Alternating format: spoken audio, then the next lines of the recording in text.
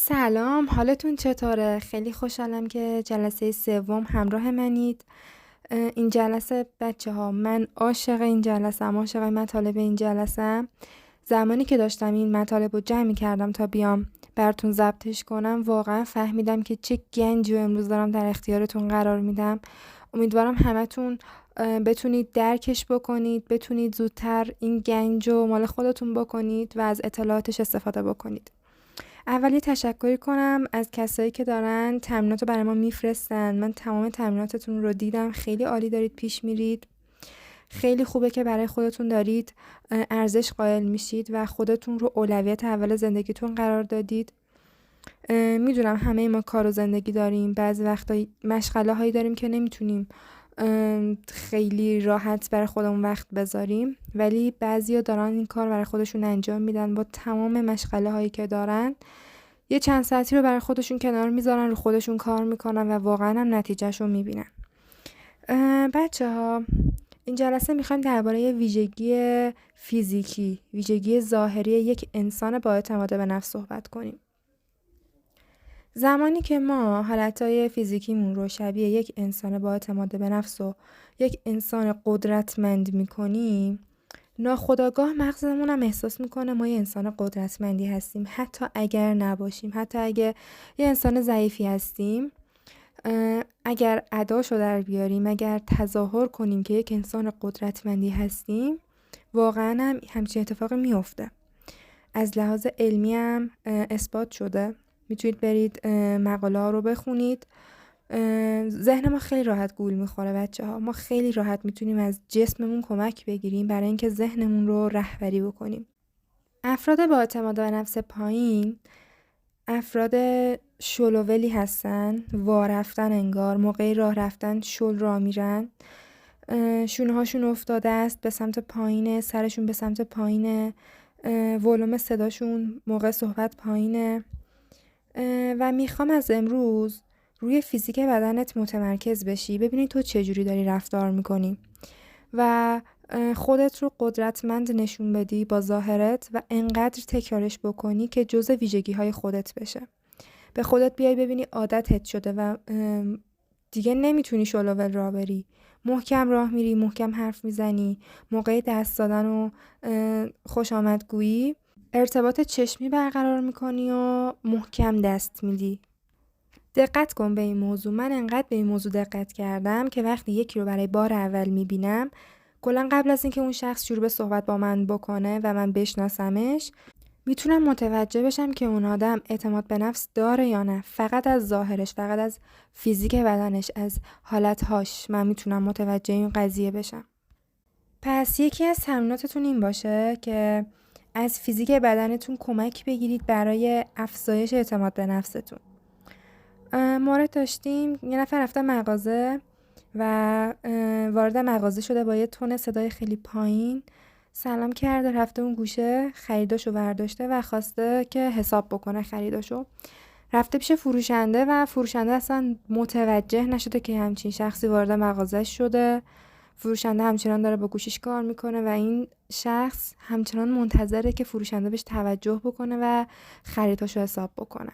ببینید یه آدم چقدر میتونه اعتماد به نفسش پایین باشه که یه همچین قضیه‌ای پیش بیاد. من خودم قبلا یه همچین تجربه‌ای داشتم بچه‌ها. من از اول اینجوری نمیتونستم صحبت بکنم، اصلا صحبت کردن خیلی برام سخت بود. وقتی که وارد یه مغازه‌ای میشید، بلند سلام کنید. یعنی با سلام کردنتون به اون شخص، به اون فروشنده بگید که من وارد مغازه تو شدم و توجه رو به سمت خودتون جلب بکنید. بفهمونید که چقدر انسان قدرتمندی هستید. توجه داشته باش که تو خودت با رفتار خودت داری به بقیه میگی که چجوری با تو رفتار بکنن.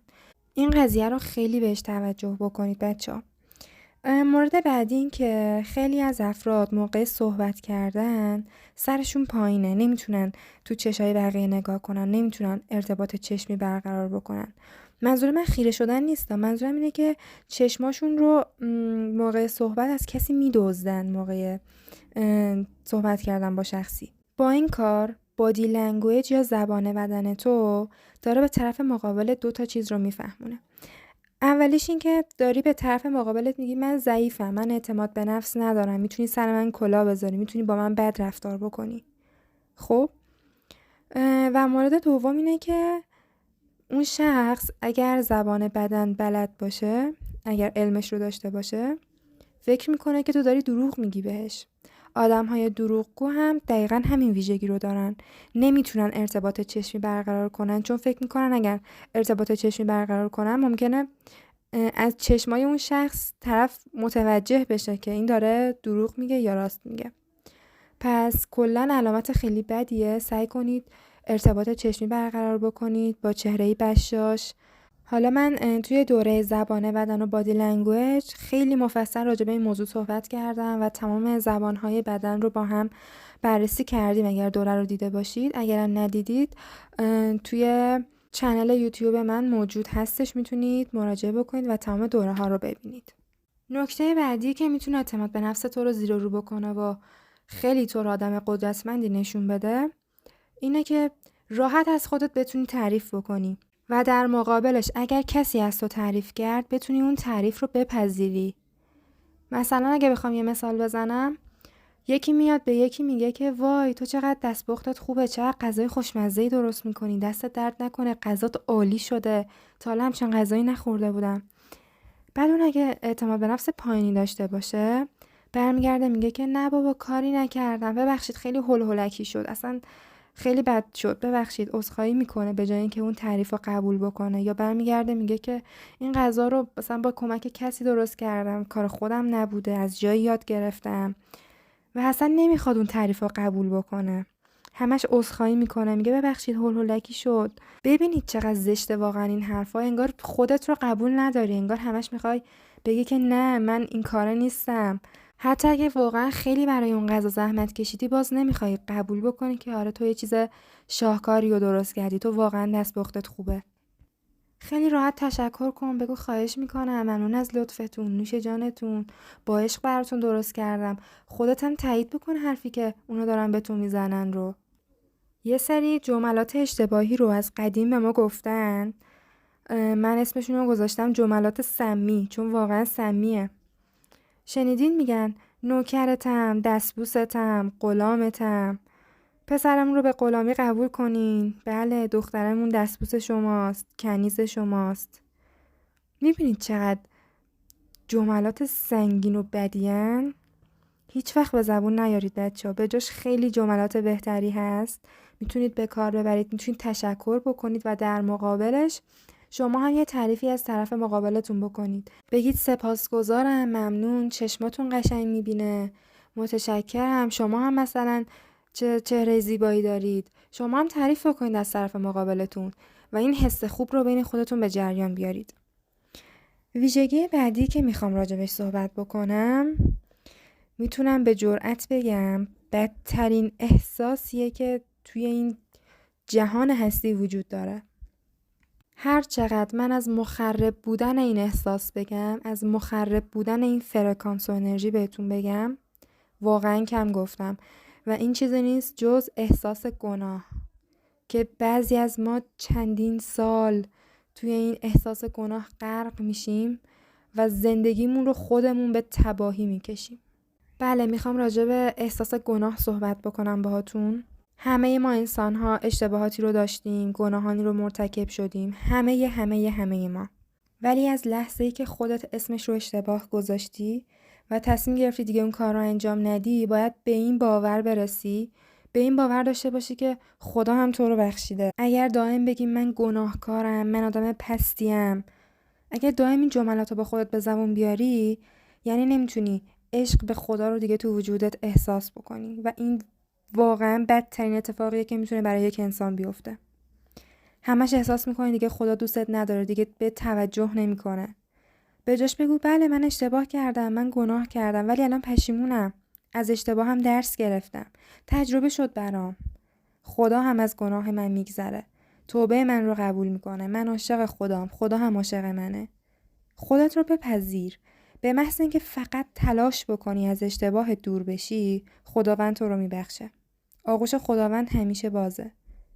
بچه‌ها نمیدونم داستان توبه نصوح رو شنیدید یا نه، اما این نسوح یک آدمی بوده که آدم گناهکاری بوده، اشتباهات بزرگی کرده بوده و یکی از بزرگترین اشتباهاتش که ازش درس گرفته رو میخوام بهتون بگم. این نسوح یه آقایی بوده که خودش رو شبیه خانم ها میکرده و به حمام عمومی میرفته و سوء استفاده میکرده و هر دفعه که از همون برمیگشته توبه میکرده، میگفته خدای ببخش من خودم میدونم کارم اشتباه بوده، ولی این توبه های قلبی نبوده و هر دفعه دوباره این کارش رو تکرار میکرده. متاسفانه یک روز که دوباره داشته این کار رو انجام میداده، توی حمام خانم ها بوده، ملکه میاد به حمام و انگشتر ملکه گم میشه و اونجا دستور میدن که هر کس توی حمام هست باید کاملا لخت بشه، لباسش رو در بیاره و بگردنش ببینن انگشتر رو کی برداشته، دزد کیه. همونجا بود که نسوح خدا رو صدا میکنه و میگه که خدایا ازت خواهش میکنم آبروی منو نبر، من واقعا میخوام توبه کنم، من واقعا فهمیدم کارم اشتباه بوده، خدایا پشیمونم. و یه جوری پشیمون میشه، از ته دل خدا رو صدا میزنه که خدا هم همونجا پاسخش رو میده. و قبل از اینکه بخوان نسوح رو بگردن، همون لحظه یکی از ته سالن فریاد میزنه، میگه که بچه انگشتر پیدا شد و نسوح واقعا دیوانه‌وار توبه میکنه. بچه‌ها این آدم یک فردی میشه که معروف میشه به نیکی و بزرگی، از پیامبران و عزیزان خدا میشه. دونید چرا؟ چون خودش رو پذیرفت، به درگاه خدا توبه کرد، تصمیم گرفت یه آدم دیگه ای بشه. نه اینکه دائم با خودش بگه من گناهکارم، من آدم کثیفیم، حالم از خودم به هم میخوره. با احساس گناه دوباره هدایت میشید به سمت گناه. کاملا اجازه بدید که اگر گذشته بدی داشتید، آیندهتون در تضاد گذشته‌تون باشه. میتونید تغییر کنید، سرتون رو بالا بگیرید، خودتون رو باور داشته باشید. یاد حره بن زیاد بیافتید. اسطوره‌های زیادی هستن که میشه ازشون این قضیه رو یاد گرفت، اینکه خودمون رو بپذیریم، خودمون رو ببخشیم و قبول کنیم که خدا هم ما رو بخشیده. همون دعایی که حضرت عیسی و موسی و نوح کردن رو بکنید. اونا گفتن که ما به خودمون ظلم کردیم، خدایا هدایتمون کن، و واقعا خواستن ته دلشون و خدا هم صداشون رو شنید. خدا خیلی بخشنده است، خدا ارحم الراحمینه. تصویرتون رو از خدا عوض کنید. از بچگی به ما گفتن از خدا بترس، به ما گفتن خدا دمای بدو تو آتیش میسوزونه. عبادت هامون همش از روی ترس و وحشت از خدا بوده، همش میترسیدیم از درگاه خداوند رانده بشیم. ولی اینو بدونید، بعضیا لذت میبرن از اینکه به ما حس گناه بدن. بعضیا با این حس گناه دادن به بقیه دارن بیزینس خودشون رو جلو میبرن. در کل دورانی که دین به وجود اومد، مردم پیامبرشون رو شناختن، خدای خودشون رو شناختن، کتابشون رو شناختن، همون موقع سوء استفاده از دین هم به وجود اومد. در دوره مسیحیت، دوره پاپا، برید مطالعه کنید، به مردم میگفتن شما بابت نفسهایی که میکشید باید بیاید پیش ما براتون از پیش خدا دعا بکنیم تا بخشیده بشید. و اون مردم ساده هم باور میکردن. دلیلش هم این بود که میگفتن یه سری از افراد هستن که آدمای ناپاکین، آدمای گناهکارین و دارن نفس میکشن تو این هوا و شما هم دارید همون هوا رو نفس میکشید و سر این قضیه باید بیاید توبه بکنید. و اون مردم واقعا باور میکردن که آره ما الان آلوده شدیم و میرفتن التماس میکردن از خدا، طلب بخشش میکردن بابت اینکه نفس کشیدن. اینجوری آدم‌ها رو ضعیف می‌کردن، اینجوری بهشون میگفتن که شما آدمای گناهکاری هستید و حس گناه میدادن. اگه تو خدا رو رحمان میبینی، خدا رحمانه. اگه غفور میبینی، خدا غفوره. نگاهت به خدای خودت باید با عشق باشه. دیگه از الان به بعد درباره اشتباهات گذشتت نه با کسی حرف بزن، نه پیش خودت مرور کن که قبلا چه اشتباهاتی کردی. همشو بریز دور. خدا بخشیده. تو دیگه نمیخوای این کار رو انجام بدی، پشیمونی. خدا بخشیده، خیلی زودتر از اینا هم بخشیده. الان وقتش خودت رو ببخشی. الان میخوام یه تمرین بهتون بدم، تمرین که اسمشو گذاشتم معجزه. قراره یه حال خوبی پیدا بکنید بعد از این تمرین که اصلا حالتون قابل توصیف نباشه. تمرین جلسمون اینه که باید با خدا صحبت بکنید. اون خدایی که همیشه دربارش بهمون گفتن نه، اون خدایی که تو جهنم آدمای گناهکارو میسوزونه نه. اون خدایی که امروز بهش ایمان آوردین رو میخوایم امروز باهاش صحبت کنیم. یه مکان مناسب و خلوتی رو انتخاب بکنید که بتونید چند ساعت توش خلوت بکنید با خدای خودتون. حتی یه سری از بچه‌ها که از نتایجشون به من میگفتن، یه سریا شمع و عود و این چیزا روشن کرده بودن به سلیقه خودشون و هیچ محدودیتی نیست که کجا و کی این کار رو انجام بدین، فقط انجام دادنشه که خیلی مهمه. مکان مناسبت رو که پیدا کردی، بدنت رو در حالت نشسته قرار بده. ترجیحاً در و پنجره اتاقت باز باشه که هوا رد و بدل بشه. با سر پایین و بدن خمیده جلوی خدا نشین. با ستون فقرات صاف، با زبان بدن قوی در مقابل خدای خودت بشین و بگو خدایا من به خودم افتخار میکنم که همچین خدایی دارم. افتخار میکنم به خودم که به تو ایمان دارم. نه اون خدایی که با گناه از درگاهش رانده میشم. تو مهربون ترین خدایی، تو خالق منی، تو وجود منی، تو از روح خودت در وجود من دمیدی، تو زیباترینی، تو بخشنده ترینی، تو مهربان ترینی. منم بنده تو هم، منم آفریده تو هم. از رگ گردن تو به من نزدیکتری، پس افتخار میکنم به همچین خدایی.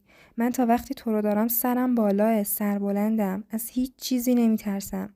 چون تو با منی من حالم خوبه. حرفاتو به خدای خودت بزن، بگو که دوستش داری و باور کن، ایمان بیار که خدا تو رو چندین برابر بیشتر دوست داره. رابطت رو با خدا حس کن تمام گناهانت رو بخشیده، همه جا قراره پشتیبانت باشه. رو تنفست تمرکز کن، چشمات رو ببند و هم کلام شو با خدای خودت.